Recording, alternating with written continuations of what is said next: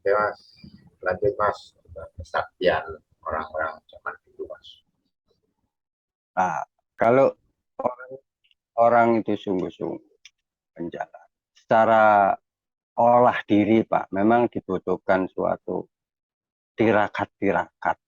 Tirakat-tirakat itu kan sebenarnya, makanya dikatakan tirakat itu membentuk suatu olah energi. Lah kalau kita hubungkan dengan teknologi sel-sel pada diri kita atau kelenjar-kelenjar diri kita. Jadi saat kita tirakat, itu di satu sisi akan mengoptimalkan suatu kekuatan kelenjar, itu namanya olah energi. Di suatu sisi itu ada yang dilemahkan energi, apa namanya kelenjar itu. Artinya kelenjar yang tidak sinergi dengan apa yang dia olah itu akan melemah. Makanya nanti membentuk dominasi-dominasi kekuatan namanya namanya olah energi. Makanya orang dulu itu kenapa harus tirakat dan sebagainya.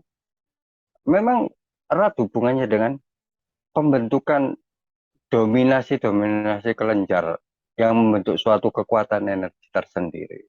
Nah, khususnya kalau berhubungan dengan telepati dan hal-hal yang menuju ke titik-titik kepekaan menjalani atau sinergi dengan kepekaan pada dirinya itu memang tidak lepas dari suatu kesungguhan untuk bertirakat. Ada puasa, ada merawat, ada macam-macam lah bentuknya. Dan itu kan sudah sampai detik ini kan masih populer itu. Merawat, terus mutih, dan sebagainya. Begitu orang itu sebenarnya kalau sudah masuk ke takaran kesungguhan mengolah diri, itu memang akan membentuk suatu kesinergian dengan alam.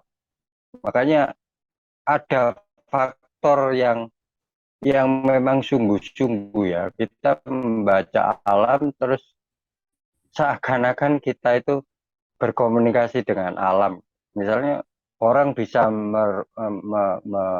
merubah merubah suatu gejolak alam ya, misalnya mendung gitu. Di sisi lain itu bisa terjadi.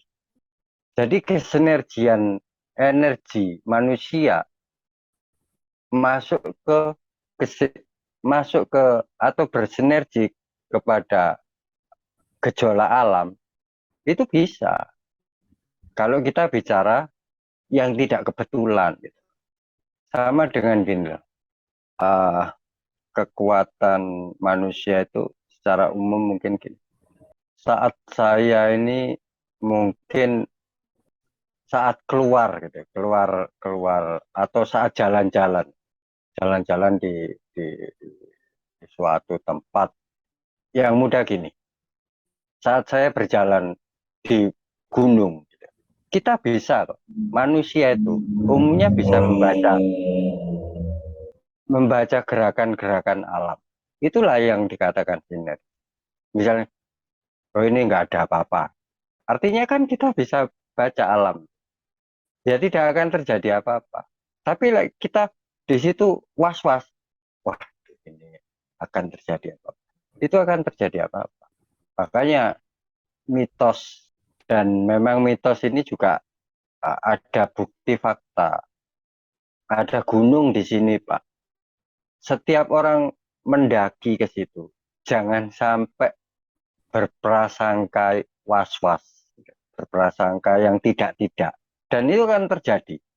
Kalau prasangka, dia memprasangkakan ada sesuatu gitu, itu pasti terjadi. Di gunung, kalau di Malang ini namanya Arjuna. Di Arjuna itu sampai diwingitkan seperti itu. Jangan macam-macam kalau kamu naik ke Arjuna. Di situ ada lintasan-lintasan yang tidak bisa difahami karena orang umum mengatakan berjalan di atasnya akar nimang dan sebagainya bahasanya. Tapi esensinya itu adalah gerakan alam. Orang begitu membaca alam ini dengan prasangka buruknya, alam itu akan merespon. Jadi kepekaan manusia itu sebenarnya bisa berkomunikasi dengan alam. Makanya saya nggak aneh orang bisa merubah. Ini kalau orangnya yang benar loh, bisa memindahkan suatu suatu mendung atau tolak, merubah posisi hujan ada memang. Cuman ya orang seperti apa dulu gitu. Harus kita ini tergolong orang temen apa tidak. Nah orang temen ya contoh kecilnya itu loh kita bisa sebenarnya berkomunikasi dengan alam itu ada. Cuman ya kembali lagi kan sekarang kan jadi suatu hal yang nggak secara umum seperti nggak bisa dipisahkan ini orang temen apa orang-orangan sawah atau orang temen apa orang-orangan gitu atau sakti temen apa sakti-saktian kan hampir chaos, hampir nggak jelas karena apa mengidentifikasi orang sakti itu hanya diterima karena cerita oh, dulu itu orang bisa bisa ngilang, bisa rogo sukmo, bisa tapi kan nggak tahu fakta sebenarnya rogo sukmo itu seperti apa. Cerita yang diterima rogo sukmo itu sukmone metu, wis gak gak masuk akal. Ono sukmo metu ya apa? Kira-kira gitu. Lek menungso ditinggal sukmone kira-kira ya apa? Kan nggak mungkin gitu. Secara kodrati manusia kan nggak mungkin tinggal salah satu materi pada dirinya itu. Yang itu adalah esensi dari materi kecuali kini ditinggal jempolan sih nggak apa-apa jempolan tugel itu nggak prinsip dalam materi keutuhan itu. Tapi kalau sukmo itu cedak ambil roh ya Pak. Jadi lek roh ucul menungso urip kan nggak mungkin. Sukmone ucul menungso urip ya nggak mungkin. Artinya nilai uang itu iso ngelebok ngetokno sukmone, ya seharusnya uang itu iso ngelebok ngetokno roe kan gitu. Meskipun ada pelaku yang bisa gitu, mengembalikan energi, mengeluarkan energi.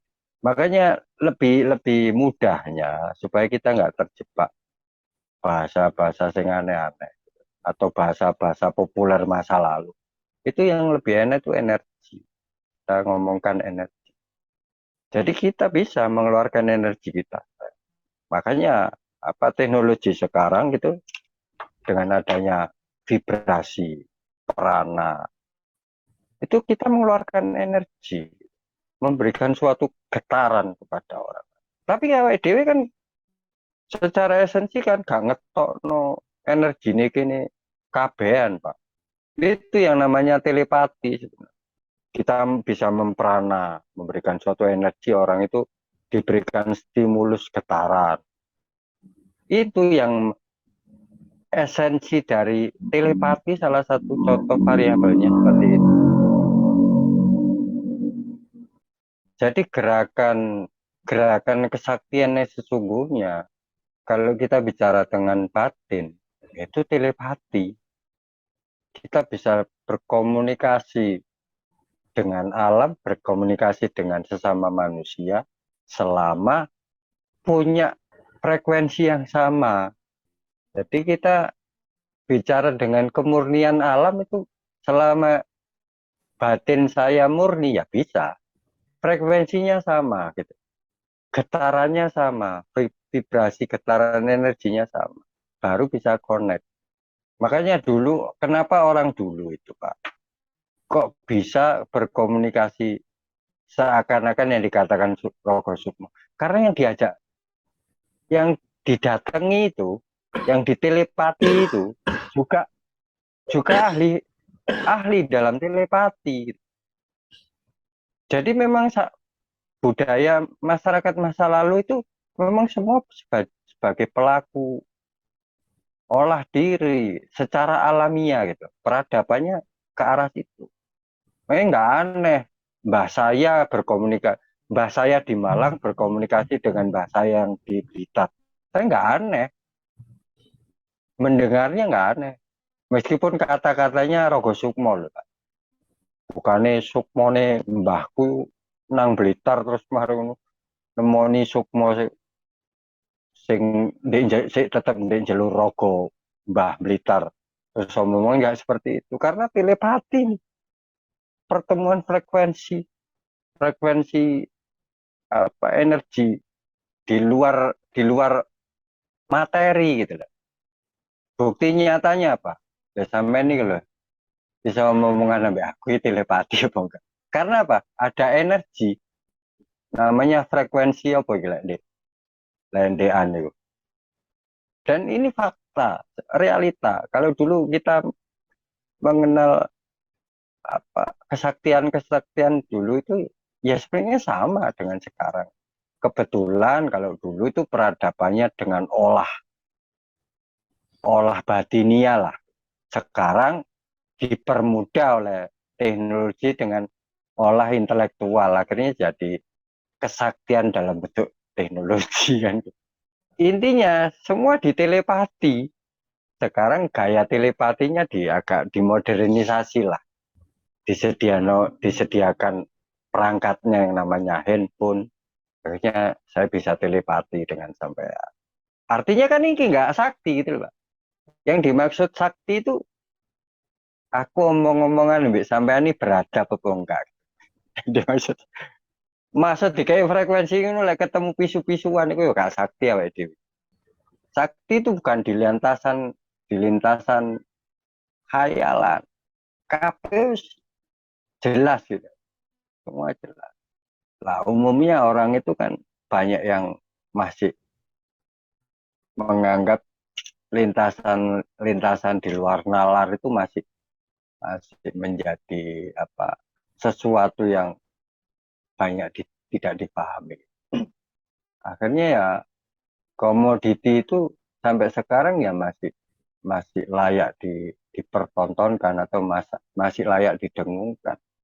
Nah, kalau kita pahami bahwa semua itu adalah hasil olah dengan sungguh-sungguh, ya baru kita tahu. Makanya orang dulu, Pak ya, orang dulu. Kalau kita dengar cerita nenek kakek kita, mayoritas, saya, nenek saya itu, Pak, buyut saya ini. Buyut saya ini jumlahnya 5, Pak. Kabeh sakti, Pak. Jadi buyut saya merantau ke Malang, aslinya Jawa Barat. Bisa omong-omongan gitu dengan saudaranya yang di Jawa Barat. Nah ini kan karena sudah tradisi. Akhirnya membentuk telepati. Mbah saya jumlahnya 7. Kabeh sakti bayang. Ya saya kira orang zamannya mbah saya semua masyarakatnya sama. Sak dulur sakti kabeh. Karena apa? Budaya kehidupannya zamannya memang zaman mengolah diri secara alami gitu. Karena peradabannya membentuk semacam. Makanya kan nggak aneh orang dulu. Mbahku lo sakti. Ben ketemu wong, konco ini gini. Mesti sing diceritakno Mbah Sakti. Buyutku lo sakti. Iya memang gak aneh. Lek saiki gak ono, Pak. Halo ya apa kabare ya aku biyen gak ono sing nyeritakno bapakku sakti gak ono. Kata berubah peradabannya. Apalagi masa kita sudah berubah memaknai sakti gitu. Sakti itu ya nggak seperti itu. Tapi kamu akan bisa seperti yang dilakukan mbah-mbah kita, buyut-buyut kita. Karena orang dulu itu apa, serius menjalani hidup. Sing dalam tanda kutip, Pak. Bayangno, Pak. Lagi ini wis ngomongno penjajahan. Bagaimana strata kehidupannya dibandingkan sekarang. Kesungguhan manusia zaman dulu dengan sekarang sudah. Dan itu sinergi dengan alam luar biasa orang-orang dulu. Tanpa pendidikan khusus lah istilahnya. Nah, kini katanya sakti butuh pendidikan khusus nang popola mencari guru. Lek biyen gak ono pendidikan khusus, moro-moro dadi sakti. Karena kehidupannya memang hidup dengan sungguh-sungguh orang dulu. Kualitasnya juga beda orang dulu dengan sekarang. Nah, kalau kamu mau mengadopsi sakti yang sesungguhnya, jangan dilihat, jangan dipercaya dengan dongengannya gitu. Delok orang dulu yang sesungguhnya, bukan file sejarahnya gitu. Mbahmu ya apa sih uripe ngene. Temen orang dulu. Itulah yang temen itu loh, yang paling penting. Tak jamin kalau wong itu balik nang ilmu leluhur ya sakti kabeh wong wong Jawa. Kini lek ketemu konco ya mau wis sakti ya. Oh, aku sakti saya. Balik omong-omongan pada sakti ini. Lek kabeh pada balik dengan nilai-nilai leluhur loh ya. Nilai temen urip loh ya. Menjalani hidup tidak sing aneh-aneh gitu loh. Ya pasti sakti. Jadi sinergi ambil alam sing jari kedot. Iso kedot kemenan, Pak. Ini fakta ya. Meskipun saya terima dengan cerita, tapi yang menceritakan ini orang yang benar gitu. Itu orang dulu luar biasa. Jadi dia anti peluru itu bukan diolah, gak apa nguntal dok jaya anti enggak. Itu terbentuk sendiri. Dari mana? Dari telepati itu sendiri gitu. Lek bahasa umumnya dari nilai doanya itu sendiri. Dia berdoa gitu, bahasanya gitu. Doa akan tahan. Apakah manusia umum sekarang bisa gitu? Bisa. Dek-dekan itu bisa. Aduh, hawa aku kok rada greges sih. Aku kudu kuat. Ya kuat beneran, Pak. Kita bisa melawan itu gitu. Melawan kondisi-kondisi apa emosional diri itu. Orang dulu itu saking saking temen nih, akhirnya telepatinya tinggi, kepekaan menghadapi hidup tinggi, ya malah identik dengan sakti. Tapi dijalani dengan temen, Kak. Jadi mbah saya, ya, kan, saya kira umum itulah. Banyak orang yang zamannya, pada zamannya orang seperti itu. Mbah saya itu anti peluru, Kak. Bukan karena dia duwe guru spesial untuk ngolah anti peluru, enggak. Terus ada dulu itu lumpang. Itu dibenturkan kepalanya. Lumpang dari batu. Itu yang hancur lumpangnya. Kalau dulu ya, saya percaya bukan karena berniat untuk sakti orang. Karena dia temen itu. Itu. Lah saya ini kan enggak. Sing dikatakan sakti hasil dari pendidikan khusus. Aku lo melok. Iku. Tibae wedi urip. Tahan bacok tibae. Bukan karena apa? Mergo wedi. Kalau zaman mbah saya bukan karena wedi dibacok, enggak. Ini terbentuk sendiri gitu loh. Itu bedanya, Pak. Beda. Saya enggak membantah bahwa orang sakti sampai punya daya cipta, kekuatan olah dirinya. Nah, sekarang kalau ingin tahu orang yang anti pedang, Pak. Sampean lihat film-film atau lihat-lihat di kungfu Shaolin, Pak. Itu olah energinya dia. Itu nggak perlu gawe ya bahasa sakti-saktian. Memang diantem mental, Pak. Sampean tahu Shaolin yang dikasih tombak itu di sini. Tombaknya sampai anunya patah. Bukan karena ngombe ndok atau di kongon kongon bante ini apa? Kongon guru Shaolin ini ngombe banyu supaya anti silet enggak. Karena dia mengolah setiap hari olahraga, membentuk energi dari kekuatan di suatu kelenjar-kelenjar. Akhirnya kulitnya, dan ini yang ya, kalau kita bicara sakti di luar rangkaian telepati, ya olahraga itu, raga raga energinya itu dibangun. Tapi kan tetap sungguh-sungguh gitu, sungguh-sungguh bangun, sungguh-sungguh tirakat. Nah itu yang dikatakan sakti di sisi lain. Dan menurut Samen kira-kira rumor orang mengatakan sakti itu, yang secara umum orang mengenal sakti seperti apa? Kan orang itu cuman Dia kalau sekarang kan memang berbeda ya. Seperti yang saya katakan juga itu, bahwa peradaban itu, kesaktian manusia itu berbeda. Ya, saya kira mungkin orang sakti sekarang ini ya, sakti dia bisa menciptakan alat misalnya. Itu orang pinter, orang sakti, orang pinter itu sebenarnya orang sakti pada bidang-bidang tertentu, pikirannya gitu loh mas. Itu kalau sekarang, karena emang tuntut zaman dulu sama sekarang kan berbeda. Kalau zaman sekarang ini kan tuntutannya kan udah materialistik kan, sehingga mereka membentuk menempa dirinya itu ya bagaimana dia bisa menciptakan sesuatu. Ya, kalau dia sudah bisa menciptakan sesuatu ya berarti dia sakti gitu kan gitu. Kalau sekarang loh ya anggapan. iya iya Berarti kalau kita melihat dari pembicaraan sampean ya sebenarnya semuanya juga berasal dari pikiran lah mas. iya iya iya. Jadi identik kesaktian itu kan sampai saat ini eh, itu kan masih di dimensi pikiran khayalan Pak, pikiran imajinasi. Meskipun fakta peradaban sekarang itu kesaktian sudah berubah, gitu.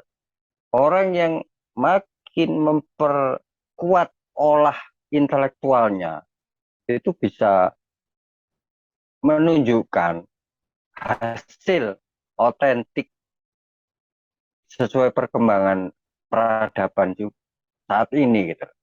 Nah, ini kan rumor sampai detik ini itu tidak dimasukkan klarifikasi seorang sakti gitu. Di situ ya apa, karena makanya tadi saya mengerucutnya itu bagaimana esensi sakti itu kan bukan esensi pikiran. Esensi sakti itu kalau kamu apa ya, orang bisa dikatakan bonus lah. Kalau saya benar-benar menjalani hidup dengan sungguh-sungguh, saya diberikan bonus yang katanya tadi berbentuk telepati, berbentuk anti-antian. Itu anggap saja bahasanya lebih mudahnya kita kita kita fragmenkan menjadi suatu bonus untuk olah menjalani hidup kan. Tapi esensinya di luar rangkaian pikiran akan membentuk suatu kapasitas metafisika gitu. Jadi kan ada fisika, ada metafisika, Pak. Secara umum orang memahami. Kalau kita bicara intelektual sampai bisa menciptakan apa peradaban teknologi yang macam-macam ini kan identiknya adalah ke fisikal, ke fisika. Gitu. Ada yang dipahami secara metafisika. Lah, orang yang dianggap sakti ini kan identik dengan metafisikanya, kekuatan-kekuatan inner energy lah, apa, energi tersembunyi.